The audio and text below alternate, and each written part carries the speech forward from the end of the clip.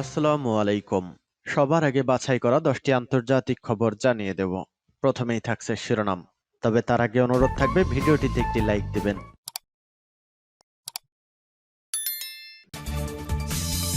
দখলদার ইসরায়েলি বাহিনী এবং ইরান পুরোদমে যুদ্ধ চলছে, জানিয়ে দিব হাতে থাকা সর্বশেষ আপডেট আন্তর্জাতিক সংবাদ। প্রথমেই সংবাদ শিরোনাম।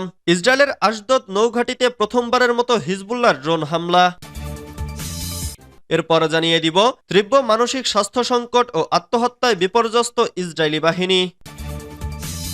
এদিকে তাইওয়ানকে ব্যবহার করে এশিয়ায় সংকট সৃষ্টি করেছে যুক্তরাষ্ট্র। এরপর জানিয়ে দিব রাশিয়া ইউক্রেন ক্ষেপণাস্ত্র উত্তেজনা নেপথ্যের হিসাব নিকাশ। আরও জানিয়ে দিব নিজেদের হামলাতে নিহত হামাসের কাছে জিম্মি ইসরায়েলি নারী। সর্বশেষ জানিয়ে দিব 2 মাস সূর্যের দেখা মিলবে না শহরে। এতক্ষণ শুনছিলেন সংবাদ শিরোনাম, এবারে বিস্তারিত।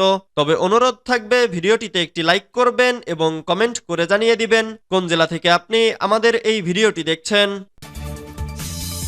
ইসরায়েলের আশদদ নৌঘাঁটিতে প্রথমবারের মতো হিজবুল্লাহর ড্রোন হামলা। লেবাননের সশস্ত্র গোষ্ঠী হিজবুল্লাহ ইসরায়েলের আশদদ নৌঘাঁটিতে প্রথমবারের মতো ড্রোন হামলা চালানোর দাবি করেছে। সংগঠনটি জানায় আশদদ নৌঘাঁটিতে প্রথমবারের মতো ড্রোনের মাধ্যমে আকাশ থেকে আক্রমণ চালানো হয়েছে। একই দিন আরেকটি বিবৃতিতে হিজবুল্লাহ জানায় তারা তেল আবিবের একটি সামরিক লক্ষ্যবস্তুতে একাধিক উন্নত ক্ষেপণাস্ত্র এবং ড্রোনের সমন্বয়ে আক্রমণ চালিয়েছে। তবে ইসরায়েলি সেনাবাহিনী এই হামলা নিয়ে তাৎক্ষণিক কোনো মন্তব্য করেনি। অন্যদিকে দক্ষিণ লেবাননের আল আমিরিয়া শহরে ইসরায়েলি হামলায় লেবাননের এক সেনা নিহত হয়েছেন এবং 18 জন আহত হয়েছেন বলে জানিয়েছে লেবাননের সেনাবাহিনী। আহতদের মধ্যে বেশ কয়েকজনের অবস্থা গুরুতর। এই হামলায় একটি সামরিক স্থাপনায় ব্যাপক ক্ষতি হয়েছে বলে নিশ্চিত করেছে লেবানন। ইসরায়েলি সেনাবাহিনী এই হামলা নিয়ে কোনো প্রতিক্রিয়া জানায়নি। বর্তমান উত্তেজনাপূর্ণ পরিস্থিতিতে লেবানন ইসরায়েল সীমান্তে সহিংসতার মাত্রা ক্রমেই বাড়ছে। এটা আঞ্চলিক নিরাপত্তা পরিস্থিতিকে আরও জটিল করে তুলছে। তীব্র মানসিক স্বাস্থ্য সংকট ও আত্মহত্যায় বিপর্যস্ত ইসরায়েলি বাহিনী। গাজা এবং দক্ষিণ লেবাননে সামরিক অভিযানের প্রেক্ষিতে ইসরায়েলি সেনাবাহিনীর সদস্যদের মধ্যে গভীর মানসিক স্বাস্থ্য সংকট দেখা দিয়েছে।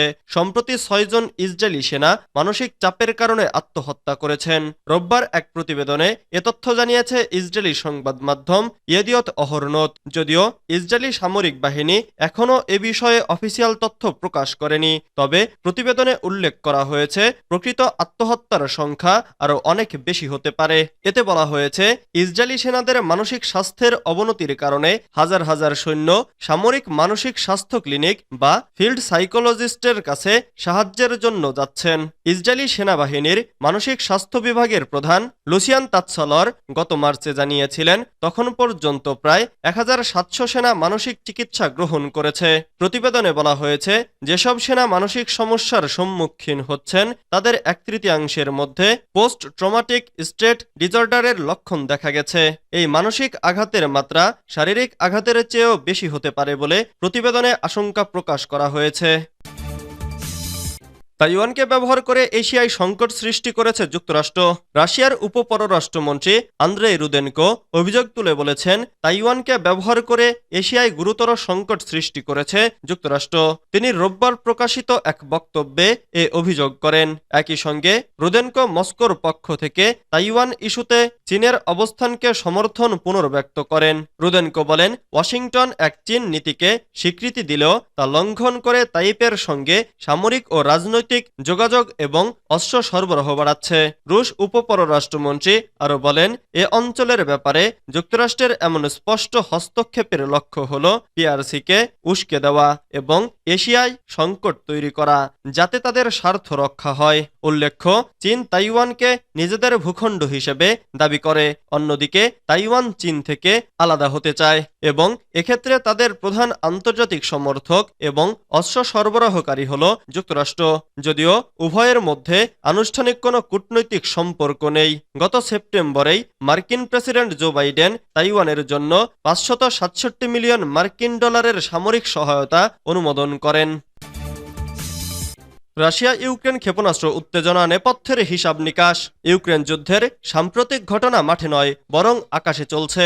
বৃহস্পতিবার রাশিয়ার মাঝারি পাল্লার পরীক্ষামূলক ক্ষেপণাস্ত্র হামলার পর এই উত্তেজনা নতুন উচ্চতায় পৌঁছেছে।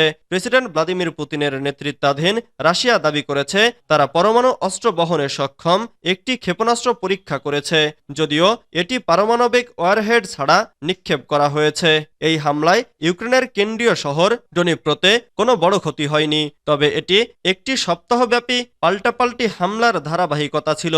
যুক্তরাষ্ট্র ও ব্রিটেনের সরবরাহ করা দূরপাল্লার ক্ষেপণাস্ত্র রাশিয়ার অভ্যন্তরে ব্যবহার করেছে ইউক্রেন। রুশ হামলা মূলত পশ্চিমা সামরিক সহায়তার ওপর চাপ সৃষ্টি করার হুমকি বলে মনে করা হচ্ছে। সামরিক বিশ্লেষকদের মতে এই দূরপাল্লার ক্ষেপণাস্ত্র হামলাগুলো রণক্ষেত্রের লড়াইয়ে তেমন প্রভাব ফেলছে না, বরং এগুলো রাজনৈতিক উদ্দেশ্য পূরণের জন্য পরিচালিত হচ্ছে।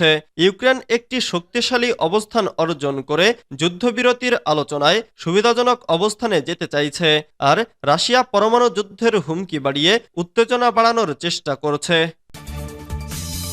নিজেদের হামলাতেই নিহত হামাসের কাছে জিম্মি ইসরায়েলি নারী। গাজা উপত্যকার উত্তরাঞ্চলে ইসরায়েলি সেনাবাহিনীর হামলায় তাদের দেশের এক নারী জিম্মি নিহত হয়েছেন। ফিলিস্তিনি গোষ্ঠী হামাসের সামরিক শাখা আল কাসাম ব্রিগেডস এ তথ্য জানিয়েছে। সশস্ত্র গোষ্ঠীটির মুখপাত্র আবু উবাইদা টেলিগ্রামে এক বিবৃতিতে বলেন, শত্রু ইসরায়েলি বন্দীদের রক্ষার দায়িত্বে নিয়োজিত যোদ্ধাদের সঙ্গে কয়েক সপ্তাহ ধরে যোগাযোগ বিচ্ছিন্ন ছিল। যোদ্ধাদের সঙ্গে পুনরায় যোগাযোগ স্থাপনের পর জানা গেছে উত্তর গাজায় ইহুদিবাদী আগ্রাসনের শিকার একটি এলাকায় শত্রুদের একজন নারীবন্দী নিহত হয়েছেন। ওবায়দা বলেন, নিহত জিম্মির সঙ্গে থাকা আরেক নারীবন্দীর জীবন আসন্ন ঝুঁকিতে রয়েছে।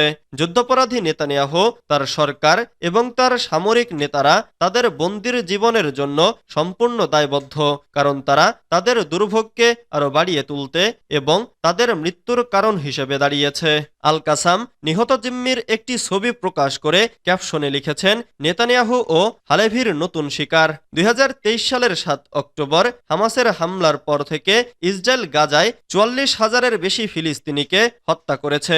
তেল আবিবের কারাগারে কমপক্ষে 9,500 ফিলিস্তিনি বন্দী রয়েছে এবং 101 জন ইসরায়েলি বন্দী গাজায় রয়েছেন বলে মনে করা হয়। হামাস বলছে, ইসরায়েলি বিমান হামলায় এখন পর্যন্ত কয়েক ডজন বন্দী নিহত হয়েছে।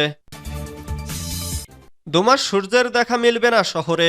রাত যাদের পছন্দ তারা চাইলে এই শহরটি ঘুরে আসতে পারেন, কারণ ওই শহরটিতে এক নাগাড়ে 67 দিন ধরে দেখা মিলবে না সূর্যের, মানে 24 ঘন্টায় রাতের আবহ থাকবে ওই শহরে। সূর্যোদয় হলো দিনের শুরু হওয়ার একটি সুস্পষ্ট নির্দেশক। মানুষের জীবনযাত্রাও সূর্যের আলোর উপরই নির্ভরশীল, কিন্তু সূর্যের দেখাই যদি না মেলে টানা 2 মাসের বেশি সময় ধরে সূর্য ওঠে না শহরে। প্রতি বছর শীতকালের একটি নির্দিষ্ট সময়ে এমন ঘটনার সাক্ষী হন আলাস্কার উৎকিয়াভিকের বাসিন্দারা। সৌরজগতের ক্যালেন্ডার অনুযায়ী নভেম্বরের শেষের দিকে সেখানে শেষ সূর্যাস্ত হয়। এর ঠিক 66 দিন পর ফের সূর্যোদয় হয় উৎকিয়াভিকে। যুক্তরাষ্ট্রের সবচেয়ে উত্তরে আলাস্কা রাজ্যের অন্যতম শহর এটি। একসময় ব্যারো নামে পরিচিত ছিল এই শীতলতম স্থানটি। মাত্র 5,000 লোকের বসবাস এখানে। নভেম্বরের শেষ দিকে ডিসেম্বর এবং জানুয়ারির শুরুর দিক মিলে 2 মাস সূর্যের দেখা মেলে না।